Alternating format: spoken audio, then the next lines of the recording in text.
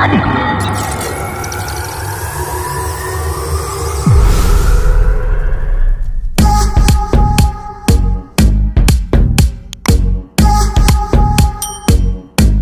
नमस्कार। आपका फिर से एक बार स्वागत है राजीव गांधी विचार विकास मंच सोशल मीडिया चैनल पर। और आज हमारे साथ में चर्चा करने के लिए आए हुए हैं माननीय राजू जी चौथमल, जो राजीव गांधी विचार विकास मंच के महासचिव तथा महाराष्ट्र प्रभारी है। आपका बहुत बहुत स्वागत। धन्यवाद विनोद जी। राजू जी, आज का जो चर्चा का विषय है, अभी हाल ही फिलहाल में सुप्रीम कोर्ट के द्वारा SC/ST वर्गीकरण पे एक निर्णय आया और उसके वजह से काफी जो बहुजन वर्ग है, हाँ, जो आरक्षित वर्ग है, हाँ, उनमें काफी हड़कंप मचा हुआ है हम्म, और बहुत सी जगह पे तो लोग सड़कों पे भी उतर आए हैं। हाँ। तो इसके बारे में आप थोड़ा सा क्या प्रकाश डाल पाएंगे?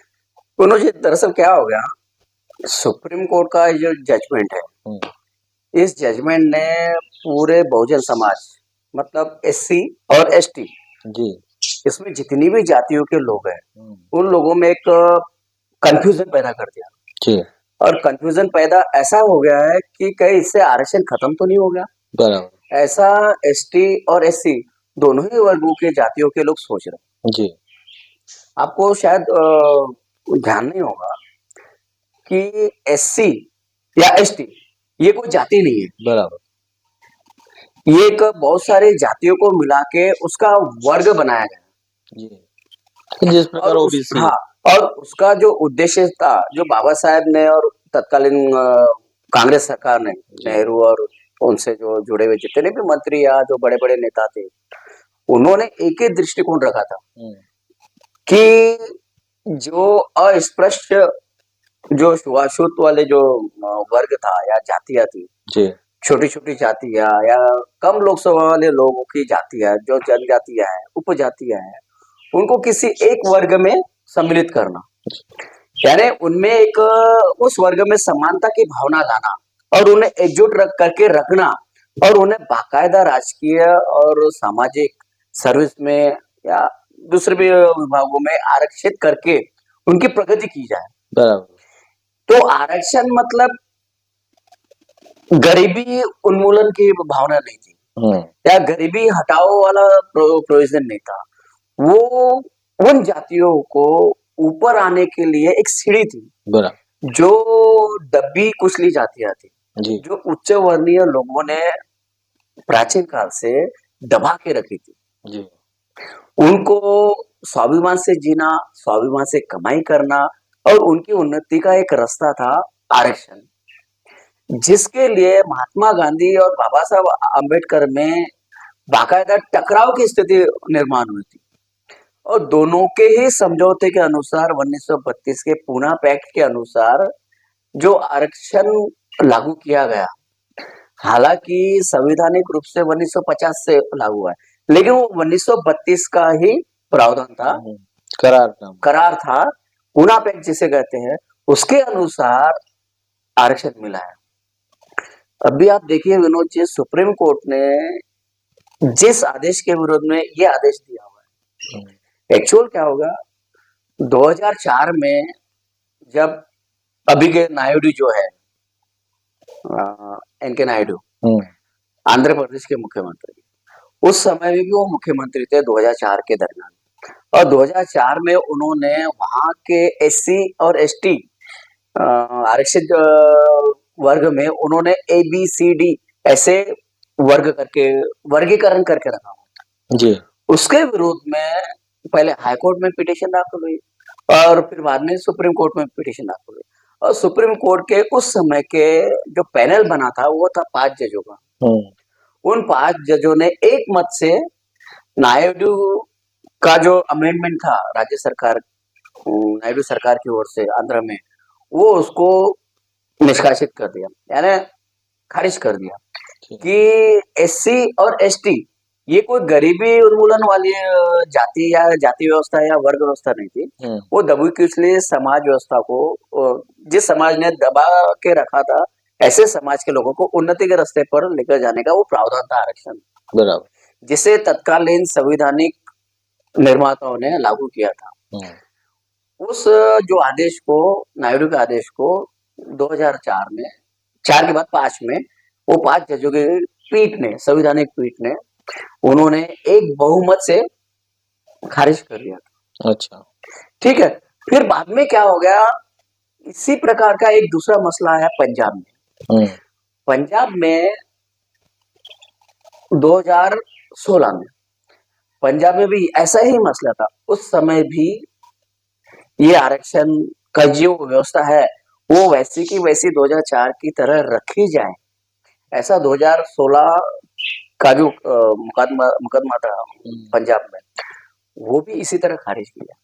लेकिन उसके अगेंस्ट में एक दूसरी पिटीशन दाखिल हुई, और वो पिटीशन का जो निकाल आया हुआ है वो अभी आया 2024 में। अच्छा, और वो 24 में जो निकाल आया हुआ है, ये भी जैसे पिछला 2004 का जो आदेश था 5 जजों की खंडपीठ का था, इसलिए इस जजमेंट में 7 जजों की नियुक्ति की गई थी, और 7 जजों का ये जजमेंट है, और जिसमें से एक जज ने इनके आदेश के विरोध में अपना जजमेंट दिया है कि जो 2004 और 5 का जो आदेश था वो सर्वोपरि है, क्योंकि एससी और एसटी वर्ग, इसमें वर्गीकरण नहीं किया जा सकता।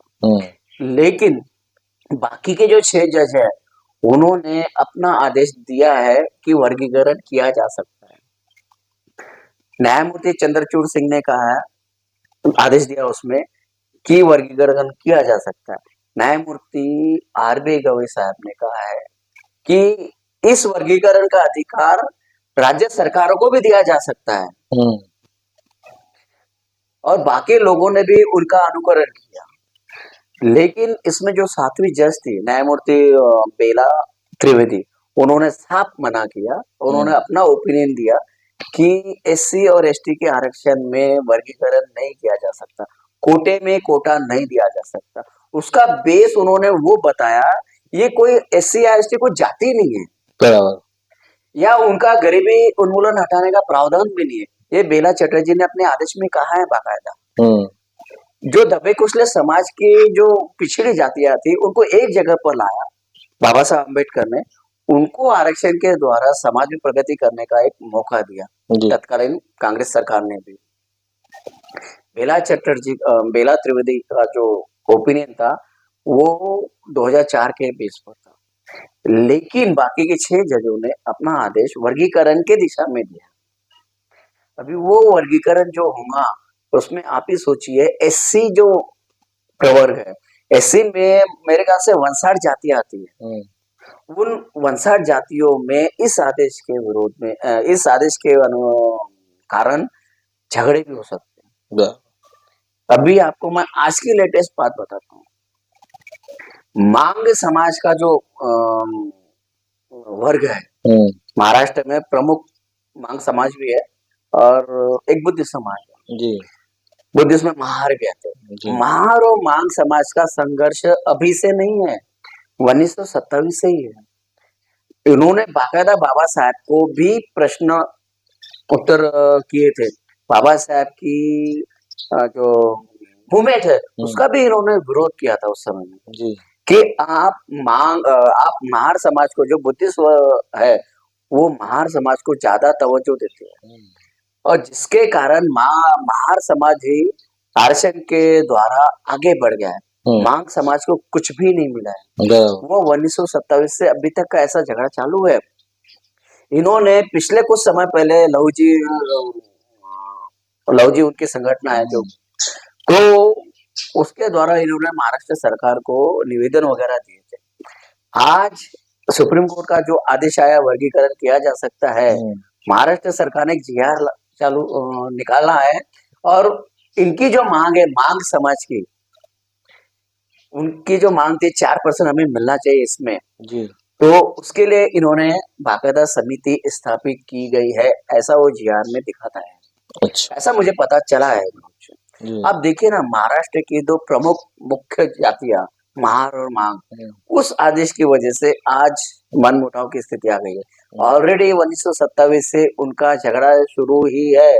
मांग समाज ये समझता है कि महार लोगों की वजह से हमारा विकास नहीं हुआ, और महार लोगों की बहुतायत होने की वजह से बाबा साहब आम्बेडकर ने उनको ज्यादा तवज्जो दिया है, हमें नहीं दिया है। और इसी कारण से महार समाज आरक्षण के रूप में आगे बढ़ता गया है और मांग समाज को कुछ भी नहीं मिला। आप देखना, और महाराष्ट्र सरकार का ये जो कदम अभी हाल ही में आया है, ये वाकई में मुझे लगता है कि जाति जातियों में झगड़े या जो भेदभाव करना या फिर फूट डालो राज करो वाली ऐसी ही नीति ऐसी दिखाई देती है जी। कहीं ना कहीं आपको ऐसा नहीं लगता कि अभी हाल फिलहाल में जो लोकसभा इलेक्शन हुए, हाँ, उसमें बीजेपी जो 400 पार का नारा लगा रही थी, तो उसमें करारी हार का जो उनका कारण है वो कहीं ना कहीं SC ST वर्ग ज्यादा मात्रा में है, जो कांग्रेस के समर्थन में चला गया। और अभी इसी वजह से हो सकता है कि आने वाली विधानसभा को मद्देनजर रखते हुए पहले से ही बीजेपी गवर्नमेंट का आरक्षण हटाओ का नारा लगा हुआ है, और अभी पर्दे के पीछे से ये डिसीजन की वजह से कहीं ना कहीं वो आरक्षण को खत्म तो नहीं करना चाहती। नहीं, दिखता है ना, ये दृष्टिकोण बीजेपी या RS जो उनकी पार्टियां है या उनकी जो विचारधारा है, उनकी तो विचारधारा हमेशा से ही आरक्षण के विरुद्ध में है। 2015-16 में मोहन भागवत ने बाकायदा कहा था, स्टेटमेंट दिया था कि हमारी विचारधारा आरक्षण के विरोध में है, आरक्षण हम चाहते ही नहीं है। बीच में वीर देबोराय जो प्रधानमंत्री के आर्थिक मामलों के सलाहकार है, उन्होंने भी ऐसे स्टेटमेंट दिए आरक्षण के विरोध में। बहुत सारे आंदोलन आरक्षण के विरोध में चलते रहते हैं। स्वर्ण जाति या उच्च जातियों के संगठन जो है बाकायदा आरक्षण का विरोध करने के लिए मोर्चे आंदोलन करते रहते हैं। इनका हमेशा से ही मानस रहा है कि आरक्षण न मिलने पाए। लेकिन मैं कुछ और बात बताना चाहता हूँ जी।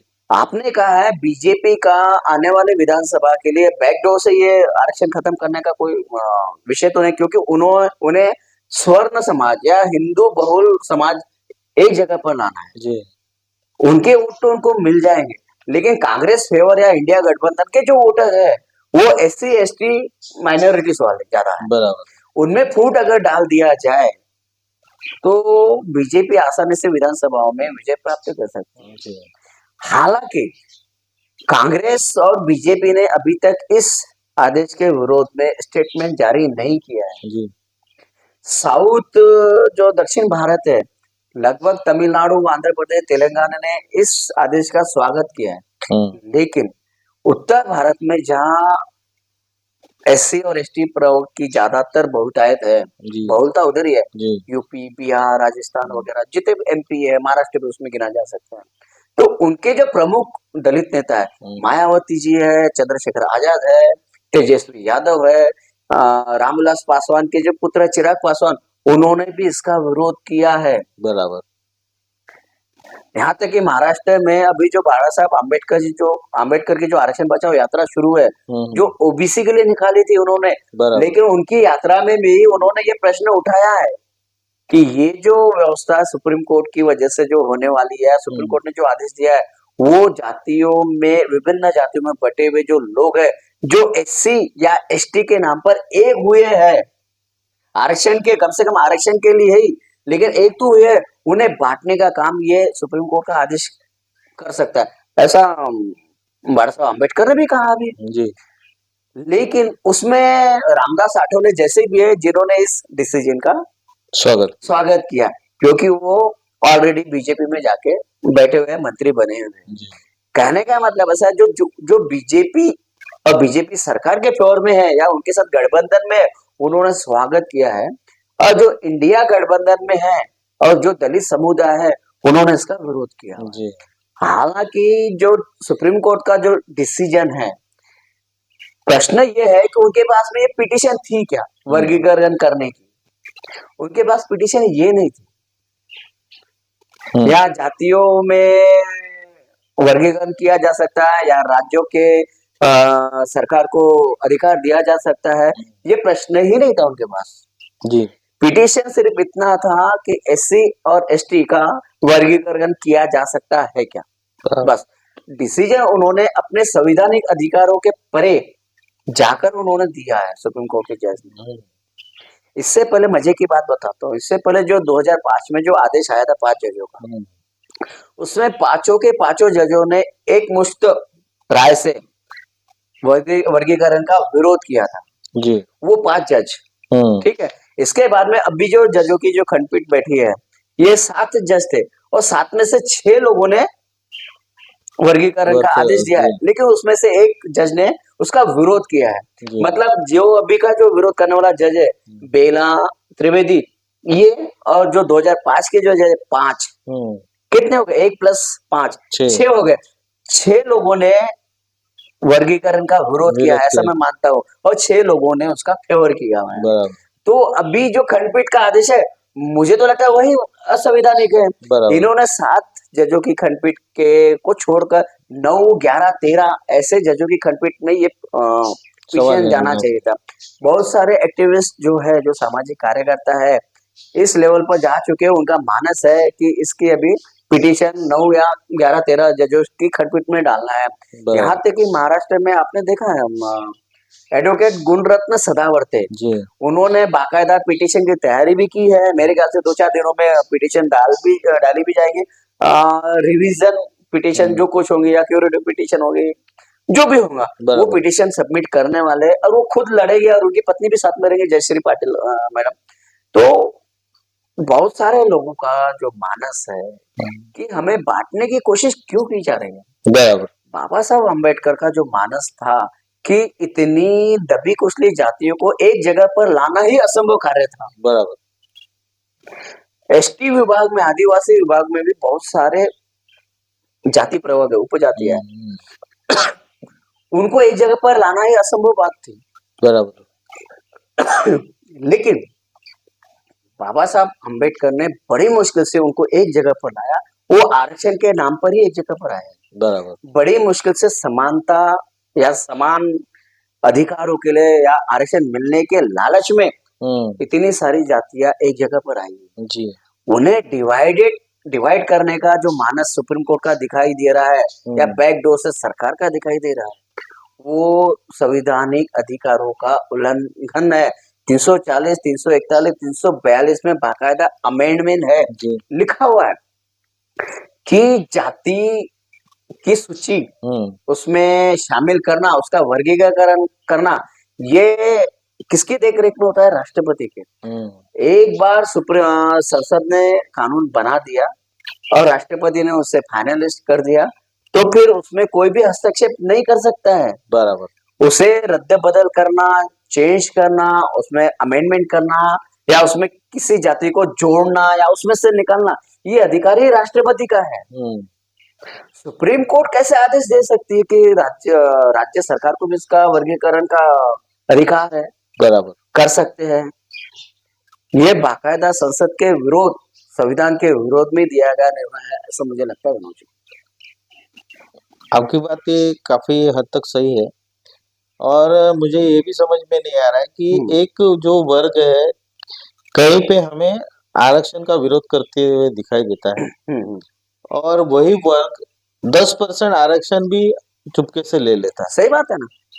हमने देखा है कि महाराष्ट्र में ओबीसी समाज का एक बहुत बड़ा नेतृत्व जरांगे पाटिल आरक्षण के लिए मराठा समाज का सामने आए थे, और उन्होंने काफी हद तक आरक्षण की लड़ाई लड़ी है, और उसमें मेरे ख्याल से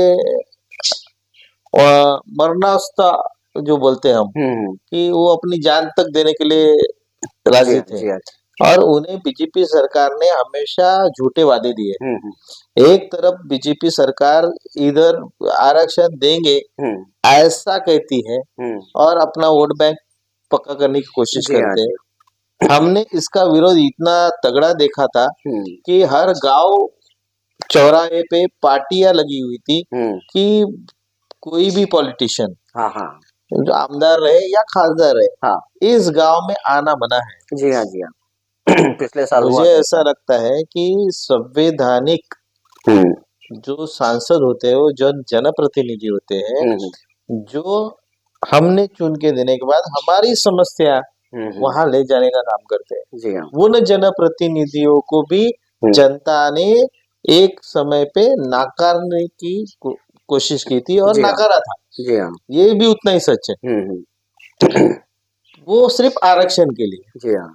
और कहीं ना कहीं फिर से वही चीज अगर करती है ये बीजेपी सरकार, तो मुझे ऐसा लगता है कि जिस प्रकार से मराठा समाज एक होके आरक्षण के विरुद्ध में लड़ा था, कहीं ऐसा ना हो जाए कि एससी एसटी भी समाज एक हो जाए।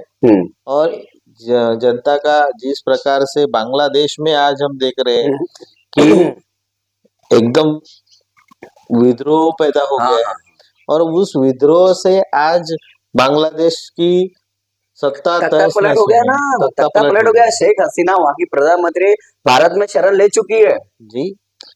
तो कहीं श्रीलंका में भी हमने देखा। जी हाँ। तो हम ये देख रहे हैं कि अगर कहीं निर्णय जनता के विरोध में जाता है और जनता ये देखती है कि ये अब लोकशाही बची नहीं, हुकुमशाही की तरफ सत्ता पलट हो रहा है, तो जनता रास्ते पे उतरेगी और बहुत भयंकर उसकी परिस्थिति आएगी। तो क्या हम ये बोल सकते हैं कि भाई अगर इसी प्रकार से बीजेपी सरकार जनता के विरुद्ध में निर्णय लेती रही, तो बांग्लादेश और श्रीलंका यहाँ हो सकते हैं? देखिए मनोज जी, आपने प्रश्न नहीं पूछा है, आपने बैकग्राउंड बता दिया जी। एक ऐसा सार बताया है कि वो अगर नजरों के सामने आ जाए तो रूह कांप जाएंगे जी। यानी लोगों के मन में भीति, जो डर है वो समा जाएगा। बराबर। क्योंकि श्रीलंका का जो हाल हमने देखा है पिछले 2 साल पहले और अभी जो बांग्लादेश में हुआ है लगभग सेम है जी। और बांग्लादेश का जो आंदोलन हुआ, यहाँ पे जो तख्ता पलट हुआ है, उसमें कहीं ना कहीं यहाँ के हमारे लोग या अदर कास्ट के लोग एक मीम चला रहे हैं जी कि बांग्लादेश के पतन का कारण आरक्षण है। शेख हसीना ने या बांग्लादेश के पूर्ववर्ती शासकों ने वहां के लोगों को, जैसे 1971 में बांग्लादेश की जैसी निर्मित हुई, तो उस बांग्लादेश स्वतंत्र संग्राम में जिन्होंने भाग लिया था, जिन जिन जातियों ने दिया, तो वहां के शासकों ने उन्हें आरक्षण के रूप में बहुत सारी जगह दिया। शुरुआती उनकी 40% से हुई थी, आज वो 80% तक हो चुकी थी। ऐसा लोगों को, यानी भारत के लोगों को कुछ लोग बता रहे हैं जी। ये मीम्स चल रहे हैं। ये मीम्स चला कौन रहा है? हाँ। जाहिर है कि निचली जातियां, एससी एसटी या माइनॉरिटी वाले नहीं चला सकते, नहीं चला सकते, है ना, ये नहीं चला सकते। ये चलाने का जो फंडा है वो उच्च वर्गीय लोगों का या उच्च वर्णीय लोगों का है। मराठा समाज का जो आंदोलन आपने उल्लेख किया है मनोज जरांगे पाटिल का, महाराष्ट्र की जब से सरकार बनी है या निर्माण हुआ है सरकार का 1960 में, या उससे पहले भी सत्ता में जो लोग रहते थे महाराष्ट्र, जो कि उस समय में बॉम्बे प्रोविजंस में था, गुजरात और महाराष्ट्र एक साथ था, तो उस समय बॉम्बे प्रोविजंस में, प्रेसिडेंसी में जो लोग सरकारी उच्च पदों पर थे, जो लोग राजकीय उच्च पदों पर थे, जो लोग राजनीति में थे या सामाजिक संगठनों के उच्च पदों पर थे, कौन थे? यही मराठे लोग थे, यही उच्च वर्गीय लोग थे। कालांतर में महाराष्ट्र बना 1960 में, पूर्वगामी सरकार आई, यशवंतराव चौहान से लेकर वसंतदादा पाटिल, शरद पवार जी, शंकरराव चौहान, वसंतराव नाईक, इवन अभी एकनाथ शिंदे तक, सभी ने महाराष्ट्र में जितने भी आरक्षण के प्रावधान थे ध्यान दिया है, बराबर ध्यान दिया है उन्होंने, लेकिन जो आरक्षण का परसेंटेज होना चाहिए, वो जो कोटा होता है, वो कोटा उन्होंने भरने की कोशिश कभी की ही नहीं है। बराबर। उस कोटे में जगह खाली होने के बावजूद अगर उस वर्ग का प्रतिनिधि उसमें नहीं आता है, वो जगह खाली थी क्या, वो भरी गई थी क्या, इस पर ध्यान ही नहीं दिया महाराष्ट्र के शासकों ने। बराबर। जाहिर है कि उन जगहों पर उच्च वर्गीय लोगों ने शासन किया है या अपनी पद भरे हैं या उन्होंने ड्यूटी किया है या फिर उन्होंने कार्य किए हैं। उनमें लोग कितने मराठा समाज के थे, ओबीसी के कितने थे, एससी के कितने थे, एसटी के कितने थे, विजय के कितने थे, इसका ऑडिट कभी किसी ने किया है महाराष्ट्र में? जी नहीं किया है ना। तो कैसे पता चले कि कोटा जो दिया गया है, जो आरक्षण प्रतिशत में दिया है, परसेंटेज में दिया है, वो परसेंटेज पूरा कभी हुआ क्या? जी। आज जो सुप्रीम कोर्ट का एक तर्क जो है इस आदेश में दिया है कि हमारा वर्गीकरण करने का मानस जो आदेश है, उसका हमारा जो लक्ष्य है या मानस है कि एससी या एसटी में जो पद भरे गए थे, जो राजनीतिक आरक्षण मिला था, वो टोटली किसी एक ही जाति के लोगों को मिला है, या जो एससी एसटी में जो उच्च वर्गीय है उन्हें ही आरक्षण का लाभ मिला है जी। इसलिए इसमें क्रीमी लेयर लागू किया जाए कि एक पीढ़ी जिनको आरक्षण का लाभ मिला है उसकी दूसरी पीढ़ी को न मिलते हुए उन लोगों को मिलना चाहिए जिनको अभी तक मिला नहीं है। भावना अच्छी है, बराबर, भावना अच्छी है, लेकिन जो पद भरे जाते हैं, जो आरक्षित सीटें होती है, जो पद भरे जाते हैं, उसमें कुछ क्राइटेरिया होता है, योग्यता होती है, गुण होते हैं। अगर कोई आईएएस अधिकारी कलेक्टर का पद खाली है और एससी के लिए है, तो उसके लिए क्राइटेरिया है आईएएस पास करना जी, है ना। वो आईएएस पास करने वाला अगर समझो कोई महार है, कोई मांग है या कोई मातंग है, उसमें से अगर जाता है, एससी के लिए राखी हुए, वो तो लागू है ना। लेकिन अगर आप कहेंगे कोई निचली जाति है एकदम, जैसे वडर है या लोहार है या फिर कोई खाटिक है जी, वो अगर पढ़ा लिखा ही नहीं है, जिसने आईएएस की पढ़ाई नहीं किया है, तो उसे कलेक्टर कैसे बनाएंगे? बराबर। तो सुप्रीम कोर्ट का ये जो दृष्टिकोण है कि जिन्होंने आरक्षण लिया है उसके दूसरी पीढ़ी को नहीं मिलेगा, ये भी तो गलत है ना। भावना अच्छी है, भावना अच्छी है, लेकिन गलत डिसीजन है जी। योग्यता, पैमाना, गुण, ये चीजें, क्वालिफिकेशन, उसकी लाइबिलिटी, एबिलिटी, सब चीजें आरक्षण के लिए भी जरूरी है जी। आप नहीं किसी कलेक्टर की जगह पर आप चपरासी को नहीं बिठा सकते, बराबर, किसी एसपी की जगह पर आप हवलदार को नहीं बिठा सकते जी। जो उसका क्राइटेरिया है उसको लागू करना जरूरी है। सुप्रीम कोर्ट ने इस बारे में कोई दिशा निर्देश दिया है क्या? नहीं दिया उन्होंने ये नहीं कहा है कि वो जाति जनगणना तो भी कराए कम से कम, क्योंकि आपको पता तो चले कि भाई एससी में 59 जातियां है, उसमें कितने लोग हैं, बराबर, या कितने लोगों की क्वालिफिकेशन है। वर्गीकरण किया जाए एबीसीडी के रूप में किया जाए जैसे आंध्र में किया था, ये तो गलत बात है। सही। सुप्रीम कोर्ट की भावना सही है, लेकिन रियल वास्तविक जो हकीकत है वो समझ से परे। बराबर जी, सुप्रीम कोर्ट संविधान के रक्षक है। हाँ। सुप्रीम कोर्ट की स्थापना ही संविधान के रक्षण के लिए किया गया है, लेकिन सुप्रीम कोर्ट कायदा बनाने लग जाए या कानून बनाने लग जाए, जो कि उनका काम नहीं है। कानून बनाने का काम संसद है, संसद का है। संसद से जब पास हो जाएगा, कानून बनेगा, तो सुप्रीम कोर्ट उसको फॉलो करेगा, उसकी रक्षा करेगा, बराबर, कानून नहीं बना सकता। इन्होंने अभी जो आदेश दिया है वो कानून बनाने वाला आदेश दिया है। उन्होंने राज्य सरकारों को अधिकार देने की बात की है। राज्य सरकार अगर शक्तिशाली हो जाती है तो केंद्र सरकार क्या करेंगे? बराबर, जो केंद्र सरकार का कार्य है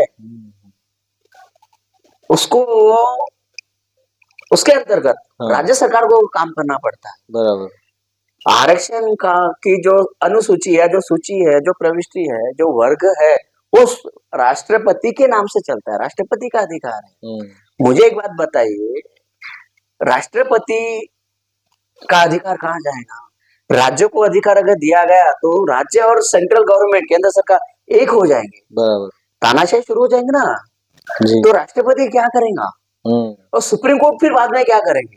बराबर। Supreme court the custodian of constitution, संविधान का रक्षक है जी, कायदे बनाने का नहीं। अगर राज्य सरकार या सेंट्रल गवर्नमेंट कोई कानून बनाती है, उस कानून के द्वारा अगर कोई अन्याय होता है और उसका उल्लंघन होता है, तो सुप्रीम कोर्ट उस पर सुनवाई कर सकती है और आदेश दे सकती है, उसको चेंज कर सकती है।